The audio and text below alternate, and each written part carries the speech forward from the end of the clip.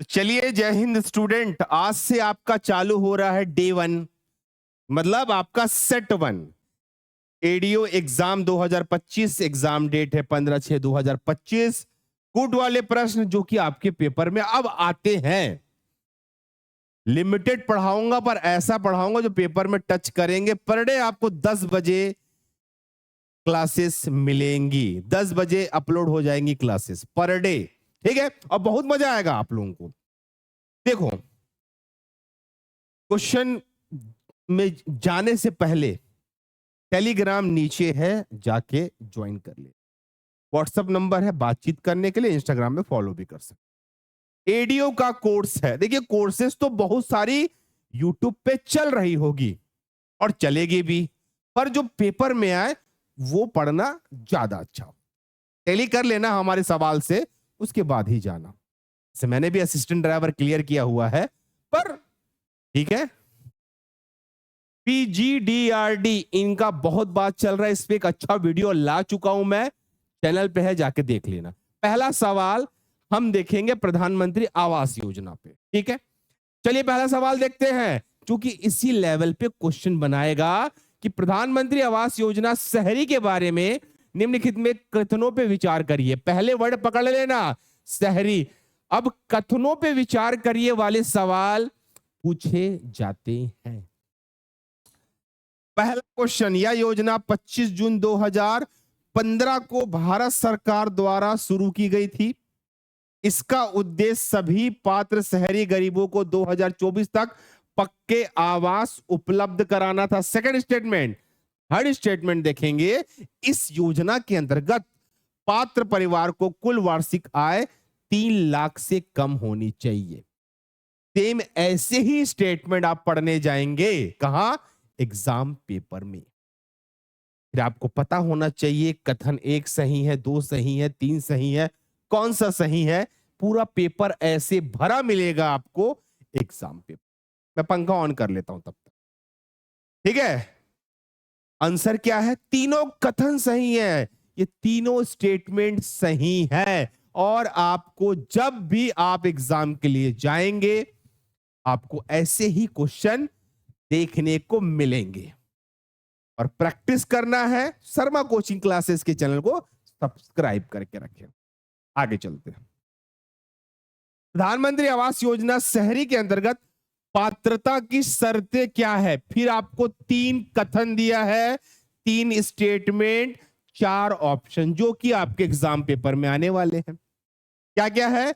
परिवार देश में कहीं भी पक्का आवास नहीं होना चाहिए, ये पहला स्टेटमेंट है। परिवार की कुल वार्षिक आय 3 लाख से अधिक नहीं होनी चाहिए, ये आपका दूसरा स्टेटमेंट है। हितग्राहियों को 31 अगस्त 2015 से पूर्व नगर क्षेत्र में निवासरत होना चाहिए, ये आपका तीसरा स्टेटमेंट है। अब आप पेपर में जाके इन्हीं स्टेटमेंटों में कंफ्यूज हो जाते हैं। इसका सही आंसर है 1 और 3। परिवार का देश में कहीं भी पक्का मकान नहीं होना चाहिए।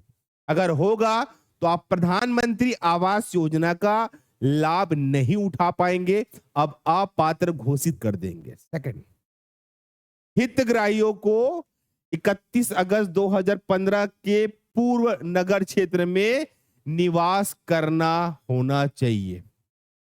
और परिवार की कुल वार्षिक आय 3 लाख वाली बातें है ही नहीं, उससे कम होनी चाहिए। ठीक है, ऐसे स्टेटमेंट वाले सवाल आपके पेपर में पूछे जाने वाले हैं। चलिए और कराता हूं सवाल। देखिए, मैं डायरेक्ट सवाल करा रहा हूं, बीच बीच में जो वीडियो आएंगे उसमें थ्योरी भी आएंगे और सवाल भी आएंगे। प्रधानमंत्री आवास योजना शहरी के बारे में निम्नलिखित कथनों में से कौन सा कथन सही नहीं है? देखो, सही नहीं है।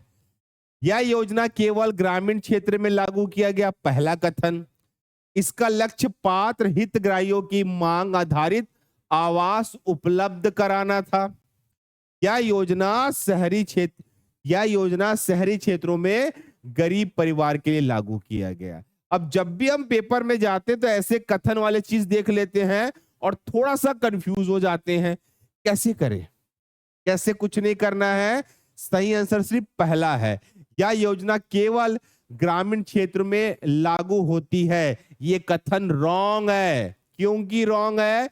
यह योजना आपका शहरी में भी लागू होता है और आपके ग्रामीण में भी लागू होता है। भाई दोनों के लिए होता है ना। भाई ग्रामीण में गरीब है तो शहरी में भी गरीब परिवार होते हैं, उनको भी आवास की आवश्यकता होती है। मेरी बातें समझ आ रही है?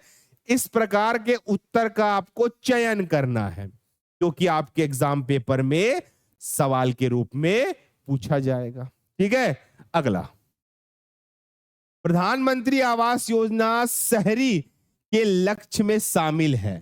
फिर आपको दिया 3 स्टेटमेंट। सभी शहरी गरीब को पक्का आवास प्रदान करना, पहला स्टेटमेंट। मन में सोचिए। मांग आधारित योजना को लागू करना, दूसरा स्टेटमेंट। सभी ग्रामीण परिवारों के आवास को प्रदान करना, तीसरा स्टेटमेंट। उत्तर का चयन करना इन 4 में। यही पेपर में आएगा आपका। आपने स्टेटमेंट यहां पे देख लिया होगा, 1 और 2। सभी शहरी गरीबों को पक्का मकान देना, शहर के गरीबों को, और मांग आधारित योजना को लागू करना, सभी ग्रामीण परिवारों को आवास प्रदान करना।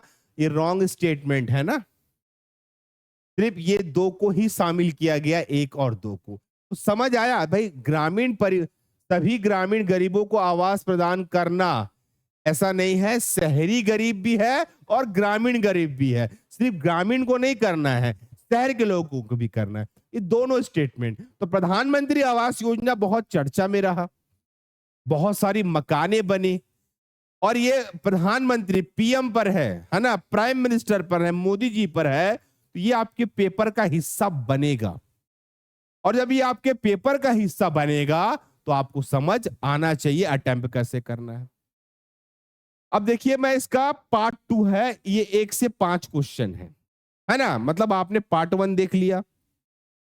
अब देखो, मैंने जो आपको 4 क्वेश्चन कराए, हो सकता है आप कहीं कहीं पे 30-30 सवाल करें, टिक कर करके, टिक कर करके, पर वो पैटर्न नहीं है पेपर का। आपने वार्डन दिया होगा हाल ही में, तो ये अब पैटर्न नहीं रह गया पेपर का कि आप 1 लाइनर क्वेश्चन टिक करें। आप ऐसे स्टेटमेंट वाले सवाल को ही हल करेंगे तो ज्यादा बेटर है।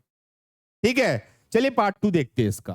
प्रधानमंत्री आवास योजना शहरी के घटक के बारे में निम्नलिखित कथनों पे विचार करना है। क्या विचार करना है? हितग्राही द्वारा स्वयं आवास निर्माण में हितग्राही अपनी भूमि का 30 वर्ग मीटर कारपेट एरिया आवास निर्माण करता है। सेकंड स्टेटमेंट, इस घटक के तहत अधिकतम 2.29 लाख का अनुदान दिया जाना चाहिए, जो गवर्नमेंट देगी। भागीदारी में किफायती आवास निर्माण के तहत झुग्गी क्षेत्र में रहने वाले पात्र हितग्राहियों को 30 वर्ग मीटर क्षेत्रफल में बहुमंजिला भवन का आवास उपलब्ध कराना है। देखिए, ऐसा कॉम्प्लिकेटेड ही पेपर आने वाला है। इसका सही आंसर है, तीनों इज द करेक्ट आंसर। ये भी सही है, ये भी सही है, ये भी सही। करेक्ट मतलब कि 30 वर्ग मीटर कॉर्पोरेट एरिया में आवास का निर्माण होगा। इतना अनुदान दिया जा रहा है, 2.29 लाख, और किफायती दरों में बहुमंजिला भवन भी आवास उपलब्ध कराया जा रहा है झुग्गी क्षेत्र में रहने वालों को। ये प्रधानमंत्री आवास योजना के टर्म्स के सवाल है, और अगर आप एग्जाम के पैटर्न पे समझेंगे, इसी को बोला जाता है कूट वाले सवाल। क्या बोला जाता है? कूट वाले सवाल, जो कि आपके पेपर में आने वाले हैं, और माइंड को इसी में ट्रेंड करेंगे तो ज्यादा अच्छा है। आगे देखे, हितग्राहियों का द्वारा स्वयं आवास निर्माण घटक में निम्नलिखित में से कौन सा कथन सही है? ठीक है, यह घटक सभी नगरीय निकायों में लागू है। सभी नगरीय निकायों में लागू है। इस योजना में व्यक्तिगत आवास निर्माण के लिए 4 लाख का अनुदान दिया जाता है। यह योजना केवल ग्रामीण क्षेत्र में लागू है। ग्रामीण क्षेत्रों में तो लागू नहीं है। यह योजना शहरी क्षेत्रों में भी लागू है, ये रॉन्ग हो जाएगा। इस योजना में व्यक्तिगत आवास निर्माण के लिए 4 लाख अनुदान, ये भी रॉन्ग हो जाएगा। यह घटक सभी नगरीय निकायों में लागू है। तो देखिए, आपको जब ऐसे पहचानने वाले सवाल आएंगे, तब आप वहां पे फंसेंगे बच्चों। वार्डन के पेपर से हमें अंदाजा हो गया है मल्टीपल ऑप्शन वाले, मल्टीपल स्टेटमेंट वाले क्वेश्चन आने वाले हैं, कूट वाले सवाल आने वाले हैं। और ये अगर आप अभी से प्रैक्टिस करेंगे तो ज्यादा अच्छा है। नहीं समझ आ रहा होगा डायरेक्ट एमसीक्यू कर रहे हो करके, पर ये इंपॉर्टेंट है।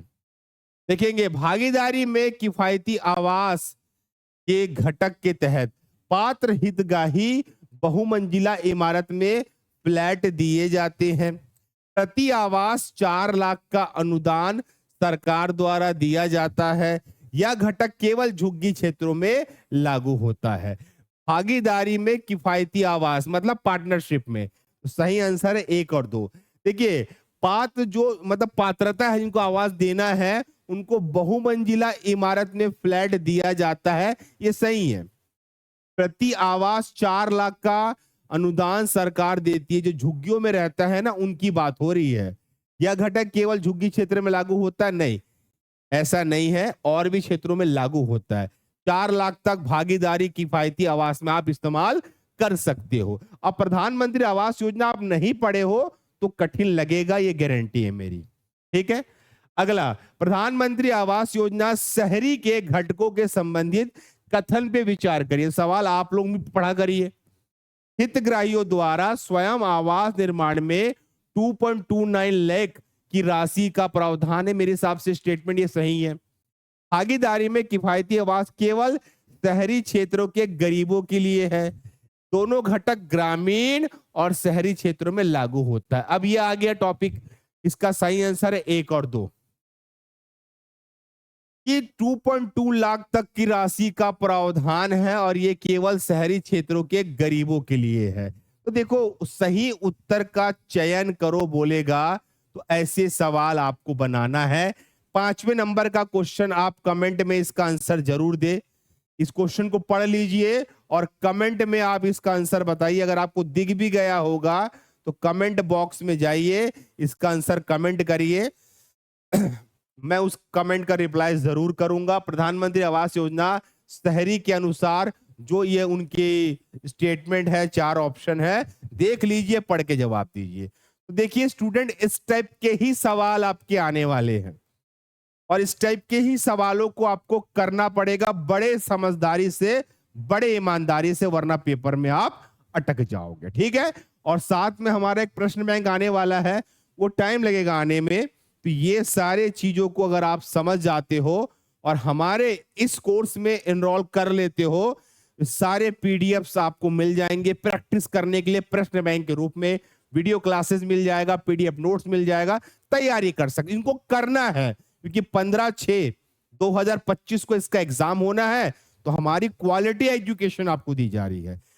तो मन में होगा कमेंट में डाल देना, अच्छा या बुरा हम दिल से ले लेंगे। ओके बाय, धन्यवाद बच्चों, सभी को टेक केयर।